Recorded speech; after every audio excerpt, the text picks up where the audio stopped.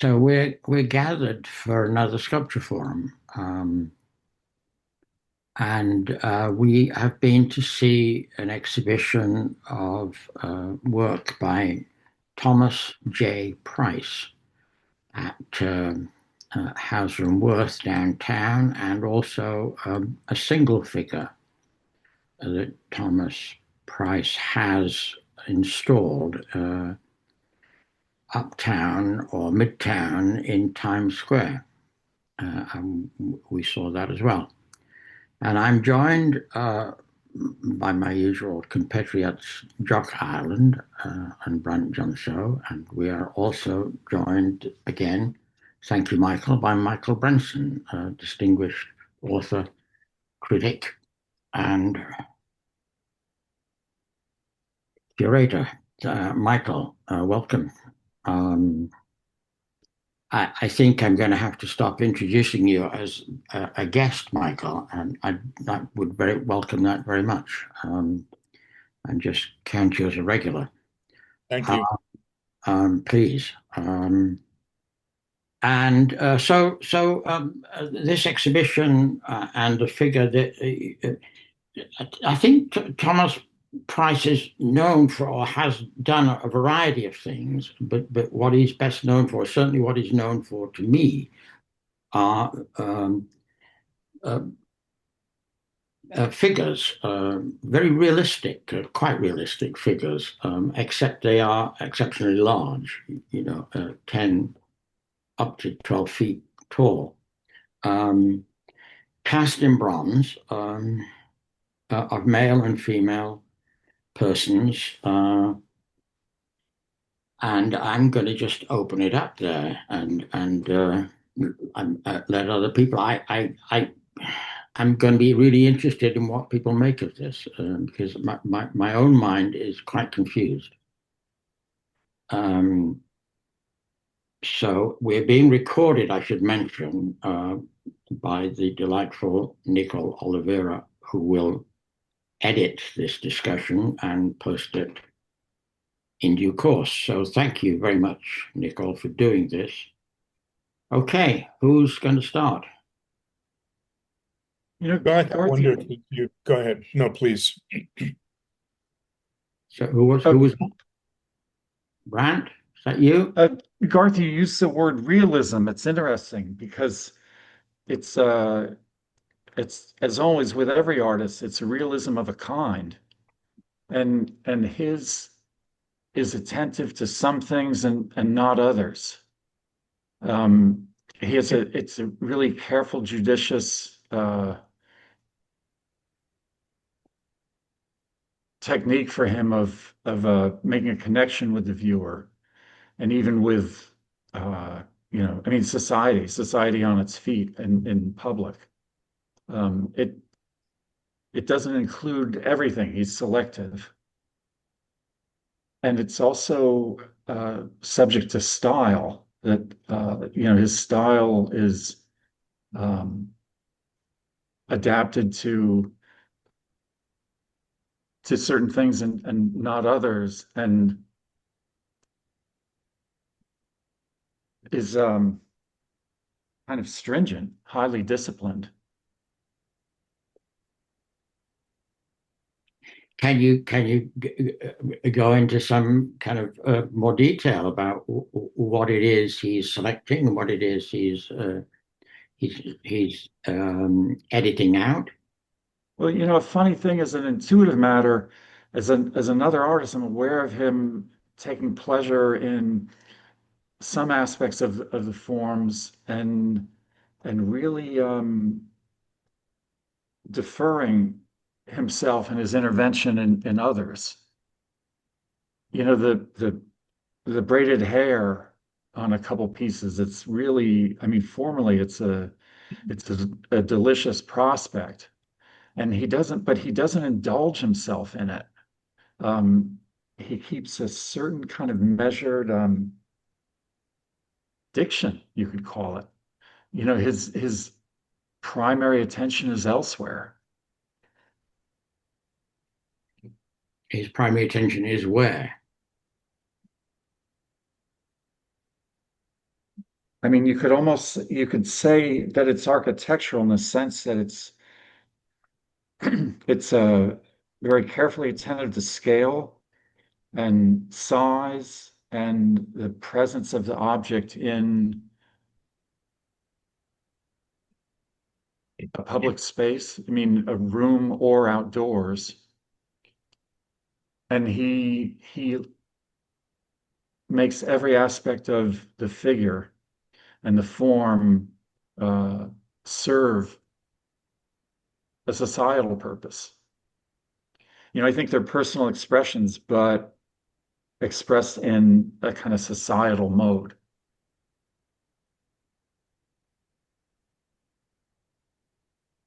For instance, it's understood that he didn't use individual models, that every model he used was kind of subject to another and another, and each piece was a kind of amalgam of individuals rather than being a portrait of any one.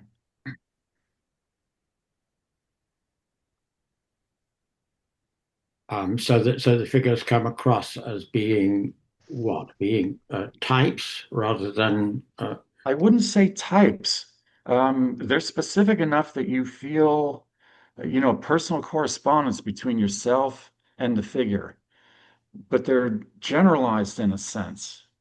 In terms of style, it's almost like a kind of a line illustration that you'd see in a dictionary or a Michelin guide.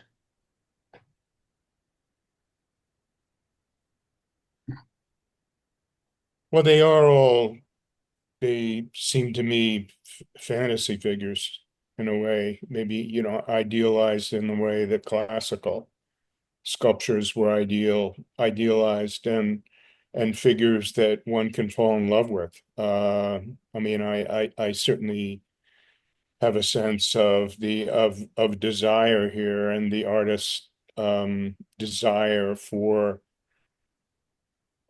these figures that he makes. And this too has a certain, like, fairly profound resonance in the history of sculpture. I guess, just to put my own thoughts on the table a little bit, because I feel with you, Garth, it's complicated, and more complicated than I thought it was when I was first looking at it, and the complexity of it is increasingly interesting to me. Um, but I guess as a first response, I felt like we in in the time we live in, which is one of menace and conflict and abuse and polarization, he's made these figures of Black people that are uh idealized, but also kind of healing. I mean, they're quiet. There's certainly evidence. We look at them, and there are certain associations that we immediately have, but they also feel like post-conflict, post-history, post-identity, even if those aspects are built into them very deeply. So to the idea of making figures like that, making them 9 or 12 feet tall, then making them public monuments so they can exist in front of train stations elsewhere, particularly in Europe, train stations or parks or whatever. It's an interesting gesture to me, a way of using representational questions, and of the kind of images that you put out there as images of healing almost. They're unifying images no matter where you put them, but you don't expect to see images of young Black people in those spots. And I think that it works. I guess one of the questions I have with that, if the time shifts, and it will shift, and it's not quite as brutal as it is now, what's left of these figures, and whether they will hollow out, whether they're figures that are really that they function primarily the way they do in a particular moment, or how they will last beyond that moment. So that's, that's one part of it. That's one question. But I also feel looking online and in books at previous images of him, they're compelling to me. I feel they're like there's a relationship here to the history of sculpture that's very surprising in part, and I think very deep and really interesting in the way that the history of sculpture, the power of sculpture, what it has been, is something that he really thinks about and that he's always working with. I think it's a working with, it's not working against. And he's found ways of working with this history, of bringing it into the present that are quite unusual. I mean, we can get into that a little bit more later. So, but I feel there's a project here that is much more interesting to me than I thought when I was at first just looking at these figures. Yeah, I would agree with that, and I would agree that they are compelling. I mean, I found them compelling, and and powerful. Um, I also had, but I also found myself having questions about. I mean, I found myself thinking about social realism and the way in which these relate to that kind of tradition and the sense in which they are, despite their kind of apparent neutrality, in the sense that the figures are not doing anything, they're not gesturing, they're standing, uh, with their own thoughts, as it were. Um, they nevertheless seem to be making a public statement. I think that's what you were hinting at or saying, Brent. Um, They're the, self-possessed. They stand up to any place they go. yeah, I mean, I found my reaction, my engagement, my feelings about the one in Times Square were quite different from my feeling about being in the gallery with, what was it, half a dozen of them. Um, Mhm. in the gallery, there was something almost intimidating about their presence. Um, in Times Square, the figure there seemed to be it felt um, it felt much more welcome and open and not intimidating. Um, Self-confident. yes, well, they're all the figures seem self-confident. Um, But let me ask you something. Look, the figure in Times Square, and I agree with you, and they seem made, they can function in a spectacle environment. They seem made to welcome selfies and people taking videos around them. And I thought, architecturally, the scale kind of worked. I think looking at them with that receding perspective behind them going downtown, I thought, this made me think of Florentine piazzas. It was pretty good. But another aspect of them that I feel that the way he used bronze was really it was really obliterating. Those other two bronze sculptures on Duffy Square looked almost grotesque in relation to them. That there was some way in which Price's use of bronze was functioning as a critique of these historical uses of bronze, particularly, these bronze statues that we see everywhere. And they just looked in comparison ridiculous. And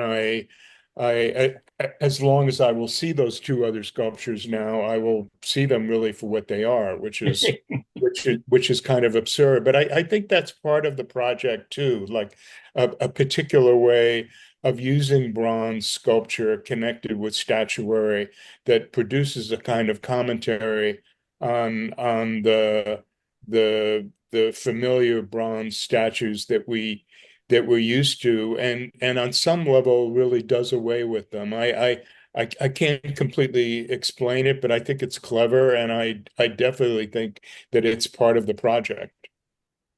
Yeah, well, the other two things, if I understand what you're referring to, Michael, are different in that they're not sitting on the ground, they're not standing on in the way that the other figure is not quite, but almost on our level.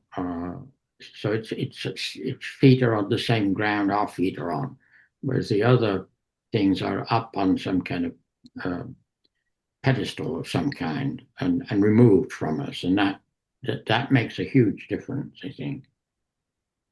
Exactly. And it's something that I mean, sculptors of St. Gaudens' generation were aware of and sought to reform, I'm sorry, in Brent, 19th century America. whose generation? Augustus St. Gaudens, Ah, yeah, okay. they had this a kind of a reaction against what they called the man standing on a box, Uh-huh, uh-huh. uncomfortably standing, isolated, and nowhere to Yeah, go, nothing to do. yeah, Whereas yeah, these stand on their feet. yeah. Yeah, I mean, I think Brent, I'm sorry, Michael, you touched on what was, I think, kind of I don't know I don't know what to think about I don't know how to think about it, but the sense in which these things are absolutely relevant at the moment. Uh, it feels to me, and in a way they are defiant. I think and that enormously welcome. Um, uh, but uh, but what will they be like? You know, well, who knows? There seemed to me to be something. Uh, I mean, maybe they will always be defiant. Um, But I don't. without being, we were, maybe it comes out of the Kennedy Yanko discussion where that's the body of work that also has a particular relationship to art history, and one that's it's not against. It seems to be like profoundly with and for and almost hungry to not just to make connections to all sorts of artists who came before her, but to embrace them and pull them into the work. It's a very unantagonistic relationship to art history. It's not an uncritical one because I think Price clearly wants to pull the aspects of sculptural history that he's interested in into the present in a way that makes sense uh, in relation to who he is and what he thinks about. So, there are these people, the that he knows, people in the streets, people that, black people that he's familiar with, that are part of his own life, that the culture has in general has a stereotypical attitude to, and bring them in and make them part of that history. But again, it feels part of a working with rather than working against. And if I put those two shows together, I wonder if that really is part of the time and a moment that's reacting very strongly against this kind of almost puritanical relationship to what we should like and what we shouldn't like that's been part of the art world for many years. Yeah, I agree with that. I mean, I too had a sense that both these shows, said something, very much about the moment we're living in and experiencing them in. Jock, we haven't heard from you.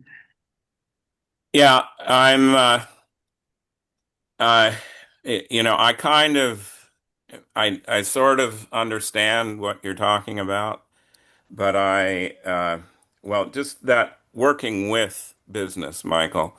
Um, uh, yeah, my response it was nice to see that this guy, Price, is intelligent, hardworking, all of that stuff, but there's something innocuous about the work.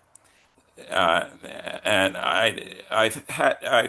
when I walked into the Wooster Street Gallery, uh, I sort of couldn't see the work. I had a response that was very close to the response I had to the bronze cast of one of Joel Shapiro's works in the show of his work that we talked about at Sculpture Forum when we did the thing on his show, or a recent show of his, and I couldn't see. It was an exact cast of something that he'd made in wood, and I had this feeling that the thing just wasn't there. The bronze cast just sort of didn't exist.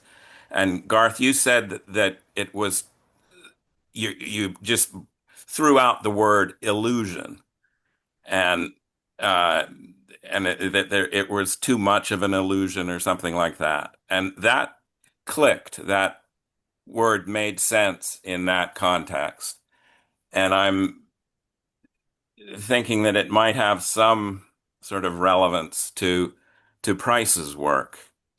And Michael, you talk about an engagement with the history of sculpture, but it's a shallow engagement. It's superficial. It's there's contrapposto, but it's a kind of textbook contrapposto. It's not pushed, and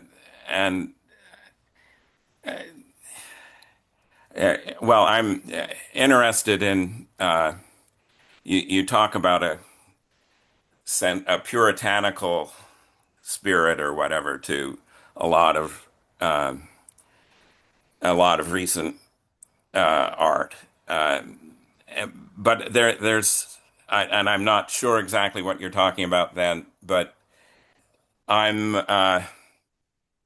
I'm looking for some more substance. Is it Do I miss this puritanical, this sort of demanding uh, spirit? And yes, I do. These things are just too easy. At least my sense of them is, and I just don't know whether they're there or not. Yeah, I think that's very interesting, Jock. I kind of have a sense that I know what you're talking about. Uh, but I think the whole engagement in this work is very different. In that it is an engagement with the public. It is an engagement with the culture in a very immediate and direct and potentially important way. And that in a way separates it from my own practice, and what I think of as you know the most kind of important or valuable practices. So that I mean,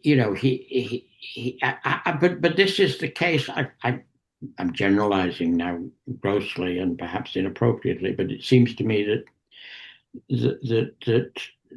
if you're a black artist working now, you don't have the privilege of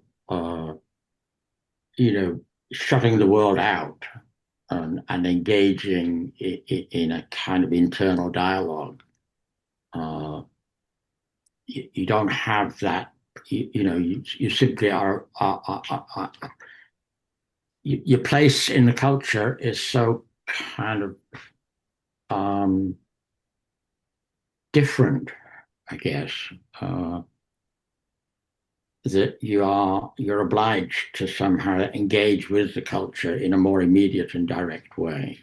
But wouldn't that in some degree, contradict what Jacques saying, that if you felt, I mean, I guess part of the question. So these works, they do impose themselves. They impose themselves by the nature of the of the size alone, the size, the material, the confidence that you're talking about. The fact, these are images that are completely comfortable with themselves. They're sort of perfect, youthful, admirable fantasy figures, but they also don't want to impose themselves too much. They want to make enough room for the like projective fantasies, for the associations of the audience to read into them what they want. I mean, that's part of an edge that it seems to me Price is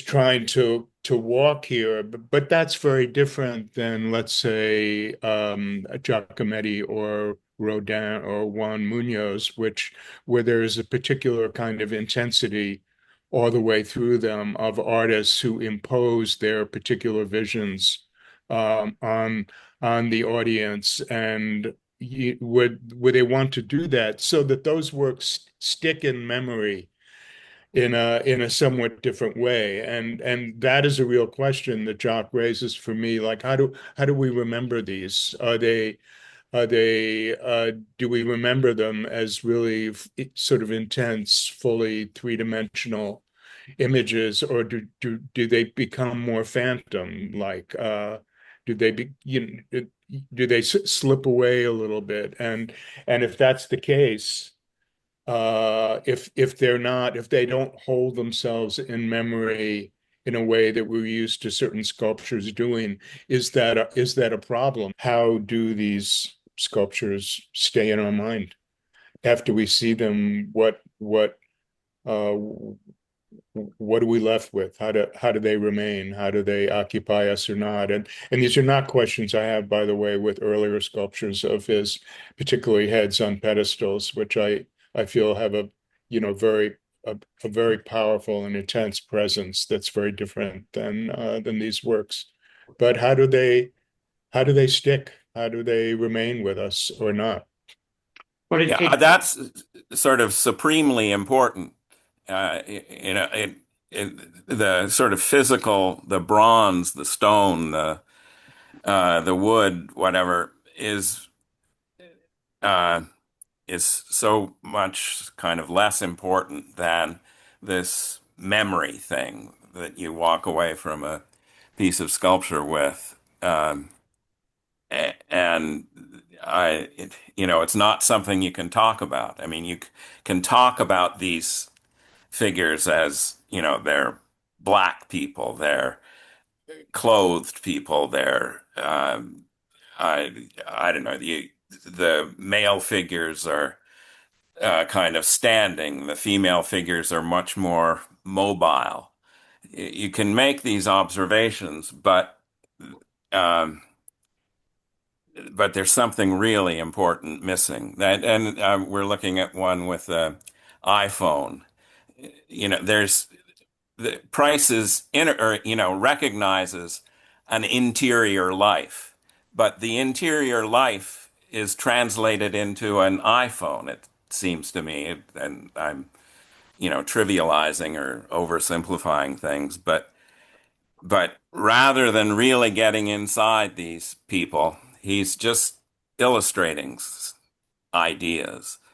And that's disappointing to me.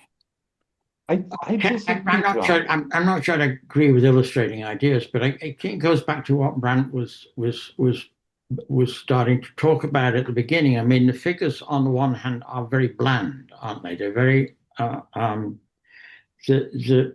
any suggestion of our stereotypes about Black people are erased.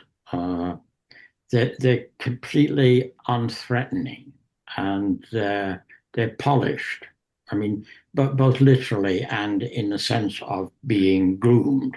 So that the only thing that is in some way unique, or no, they're unique, but the only thing that is in a sense assertive about them is their size. That they are monumental, they're big. But other than that, they are entirely, it seems to me, presences that are uh, very acceptable. And in that sense, it's a kind of, I mean, it's work, it's political work, and and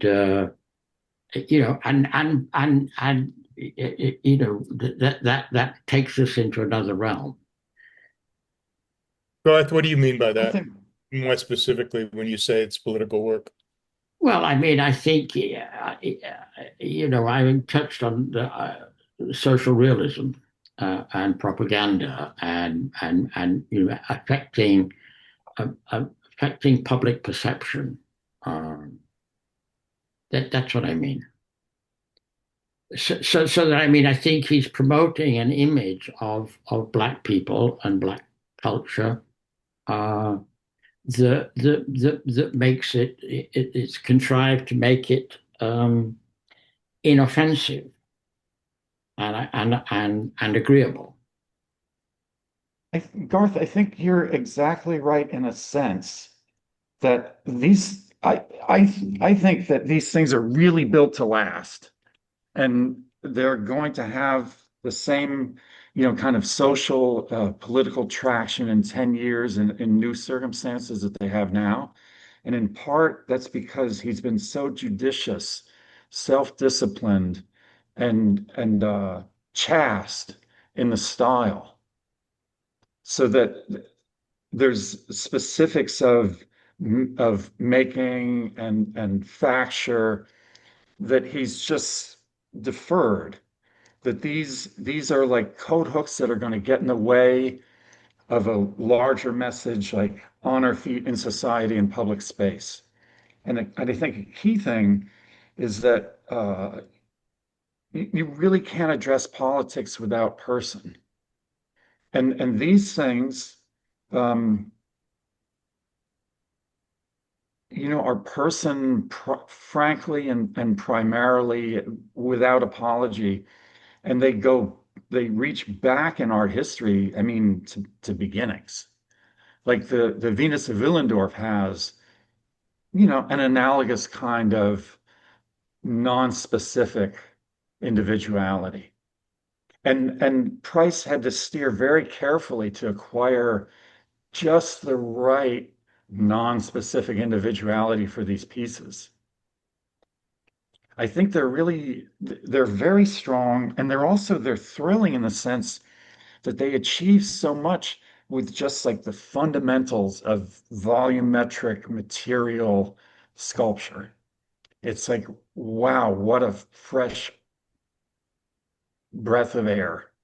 Um, But Brant, what about if you bring up the Venus of Willendorf and we talk about that relationship to materials, um, and that kind of physicality and belief in stone and belief in form, so that becomes in the making of it, the materiality as well as the image, in a work that is connected to, to the earth, to sort of larger philosophies, to what's going on in the universe. So, and that's so different than this relationship to materials, this relationship to bronze, and that relationship and this yeah. relationship to making. So I wonder what you think about that contrast, since you connected them.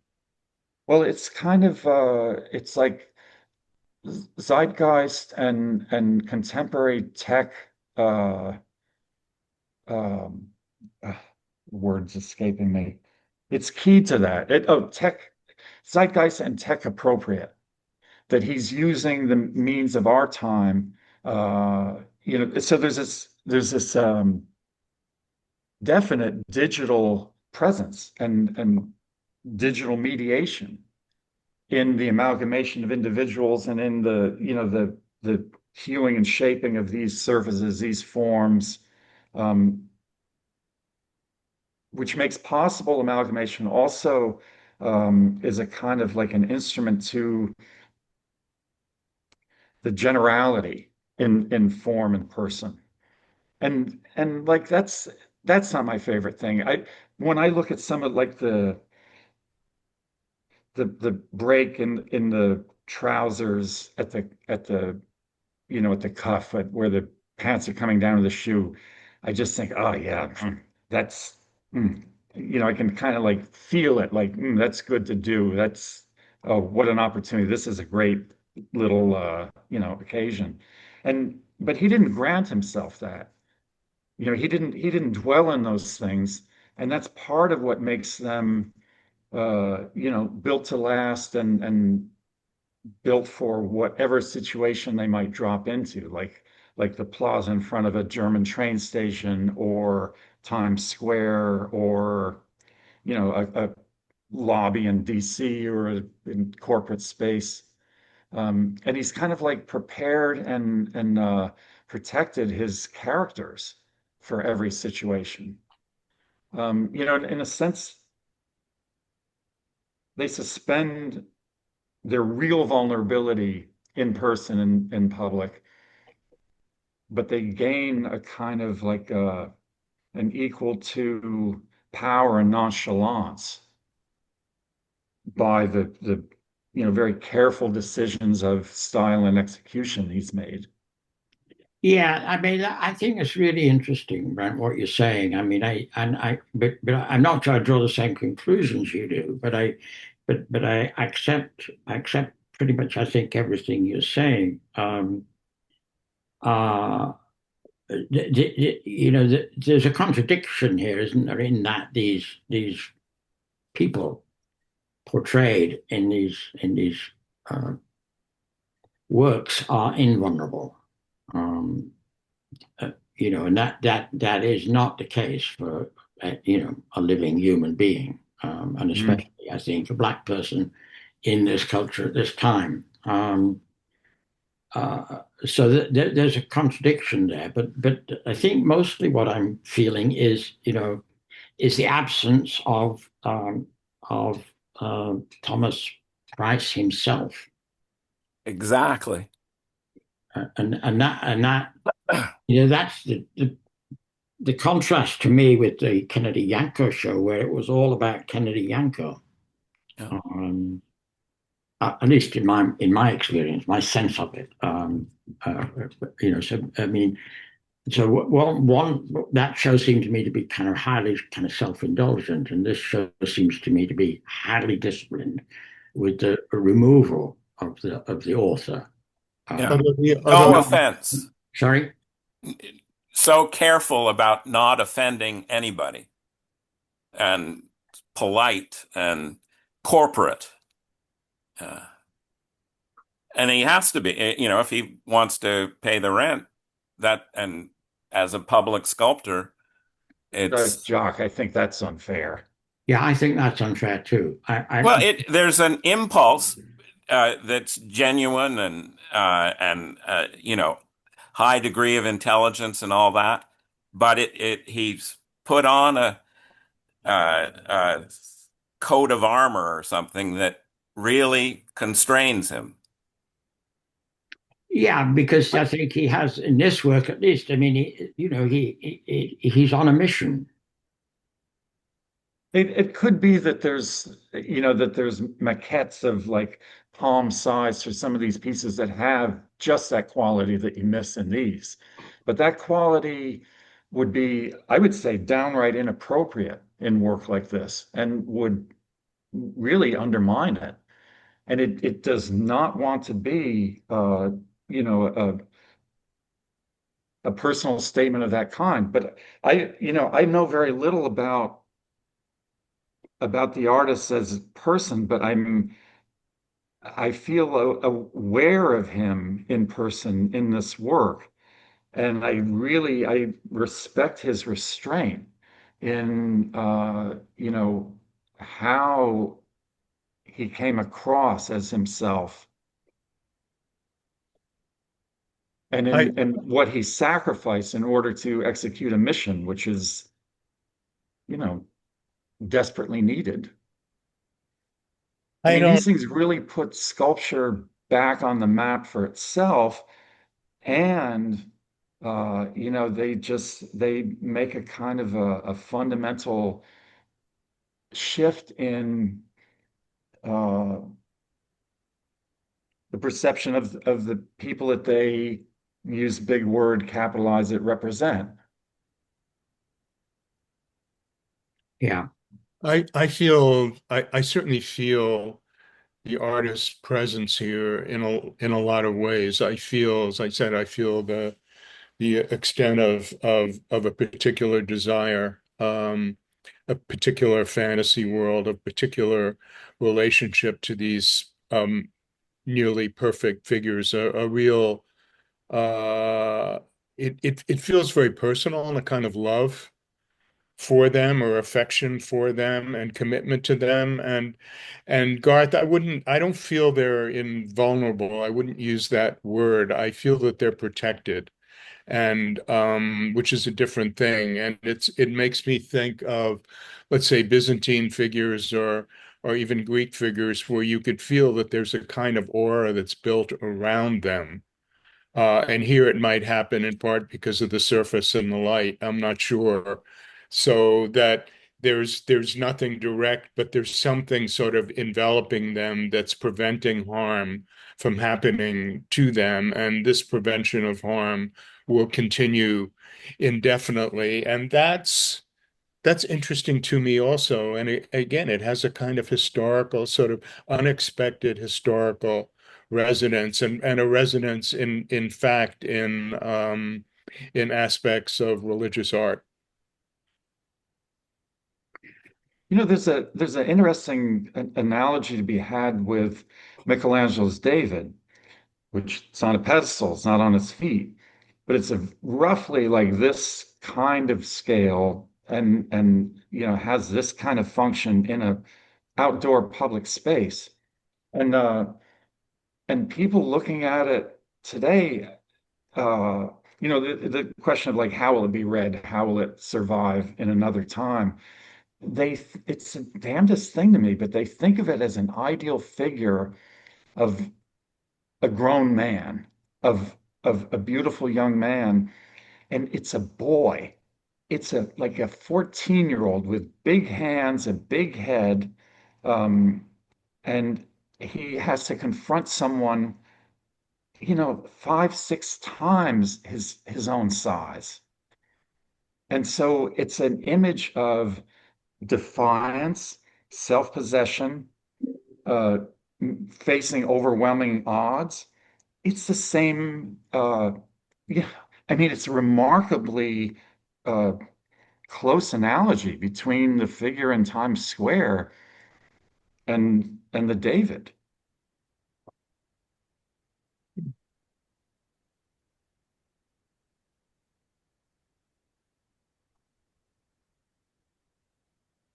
And there are even similar uh, considerations of how personal is the diction. And really, in there's a very similar restraint that the hand is not evident in either piece. There's something deeper and intensely felt of Michelangelo personally in the David's torso, in that intake of breath and a kind of a tense, essentially like overwhelmed um, physical confrontation with an enormous, uh, um, overbearing male antagonist. That, I mean, it's practically lost. I would say that 999 visitors out of 1,000 escape. They just think, "What a beautiful guy." And I think there's personal aspects that I'm not aware of in Price's work, that may be hard to catch and or nearly escape, but I sense that they're very much present. I think it's the sense of triumph that you're bringing up, which is again like really interesting. The fact that somehow that these figures will do more than prevail. You do more than endure.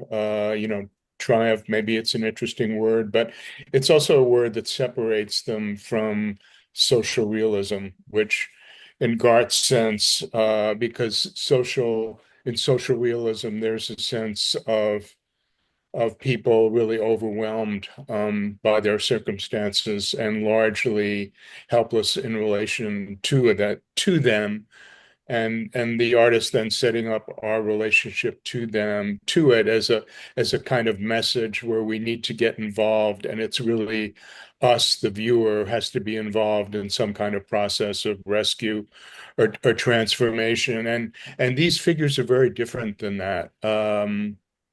And what Brant said is interesting. Like he set up these figures that will prevail, um, and no matter what, and that too has these interesting connections to the history of sculpture that Brant mentioned, and imaginative. Not just sort of going in and finding something and working with it, but really finding a way of bringing that history into the present. Yeah, except I mean, I think that the viewer, the audience, maybe is a better word, is required to act in relation to these figures, to adjust their view, their ideas about black people. Yeah. You cannot encounter these and not be obliged to think about how do I regard people whose skin color is different to mine if you're white. I don't know. The people who seem to be, oh, sorry, the people who seem to be most enjoying this figure in Times Square were black people. So I think that may be that is his primary audience rather than myself. I wonder. Or maybe his first audience. First audience, maybe a better word. Yeah. I mean, in that sense, I don't know, but it's clearly operating, in a public realm, in a sense that I'm not as a sculptor. I guess I'm sorry, go ahead. No, no. I mean, I don't. I'm not sure that how clear that distinction is or should be, but it seems important to me.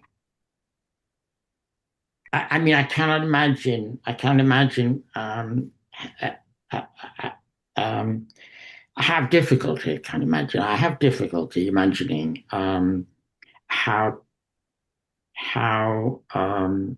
Thomas Price thinks about what he's doing. It's pretty clear to me, or he's a big corporation making a product, and there's considerable amount of intelligence, but rather than discipline and constraint that Brant talks about, I see he's avoiding things. And to compare these with Michelangelo is Careful, Jock. yeah, well, Michelangelo is naked, or David is naked. All these guys have clothes. They're, you know, Got a sling.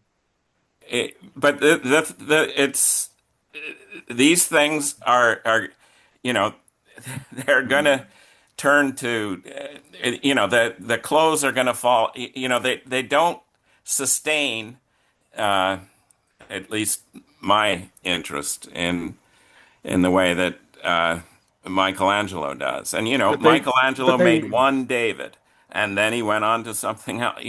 It's uh, this is a it's a product. It's intelligent, but it's not. this for me is a product in the barest sense. I mean, they were produced italics and it's big money production, and you can't begin to do this kind of work without either personal wealth or backing from the powers that be. Yeah, And exactly. for me, I have I was at Talix recently, and for me it triggered the big money at work up there triggers my gag reflex. But in this case, it's to a purpose. It's not decor. It's not it's they're not trophies. I mean, there'll be trophies to someone, sure, but that's not the intention. And the guy is nervy and strong enough to want to make a bunch of these because he wants them disseminated like a message. He wants them to get somewhere and be seen. Well, And exactly, for exactly. once, that's terrific. Yeah, exactly. That's where I get uneasy, you see. And where I have difficulty putting myself in his shoes. I mean, in the sense that it seems to be that you kind of like telling people what's good for them, or what's bad for them, or what they should do or shouldn't do, or that you begin to be in a position of having a kind of responsibility that it seems to me is the very thing that makes the practice of an artist worthwhile. That you don't have I go into my studio and there are no immediate world consequences for what I do there, which gives me tremendous freedom. Um, Yeah. and he's chosen, a different path, Mm. um, and it makes it very complicated for me and difficult for me to evaluate and get myself because I can't put myself in his shoes in the same way. And I think this is perhaps Jock's problem as well, in that so the work in some way for Jock seems not to be there in some way. But I think it's Which is fair fascinating, enough. interesting, and important, and really, I think it's something I will go on thinking about. I think that I think this is a stage in his work. I don't think this is going to become a signature kind of brand. I might be wrong. There have been other stages in his work, and they're interesting. And I think this has been an idea that he's been preoccupied with for the last few years, and he'll move on. Um, and I think he's made other kinds of work, and he's made these heads too that make me think of Messerschmitt. I mean, it seems like there's a fairly um, clear dialogue between what he's doing, and that's another aspect of it. And those have a very different kind of intensity to them. They're just heads. They're set up on the pedestals in a very peculiar way. The use of the neck, the use of the bust, and they're worth looking at. They're different, and they have a kind of explosiveness to them that these figures, these very, again, they're kind of perfect. I think he's taken types and he's made a kind of perfectness out of them in the way he's idealized them. But those heads are different, and the work he make where he was looking on on a wall. They're different, and he's made drawings. And I don't see these as corporate works too. I see them as a stage, and I see them as a moment where there's a possibility of producing certain kinds of images that he put out in the world that make a difference to people, that have even like a healing effect at a particular moment in time. And I do think these images can work that way. And I would be very surprised if in 4 or 5 years he's still making them. He will do something else. That's my intuition at any rate. I don't think it's about a brand. Well, I guess, Good. I hope so. Hope you're right. yeah, and I hope we'll have an opportunity to see the other kinds of work that he has done, and perhaps will do. That would be, if this is just something that he's engaged with, and we'll move on from. We don't know, but this is the work that, as far as I'm aware, has been getting him a lot of attention, understandably. Right. Um, Well, so those heads are very confrontational. They're frontal, they're confrontational, they're different. These works are not confrontational. You can't overlook them, and you can't overlook their being there. But as we've been saying, they're accessible and available and with us, and towering over us in some kind of protective way, but they're not confrontational. right, I think that's right. I think that's right. I think they're not confrontational. Yes, yeah. Any last thoughts? So I'm not going to attempt to sum this up. Um, Thank you, everybody. Thank you. Thank you. Thank you.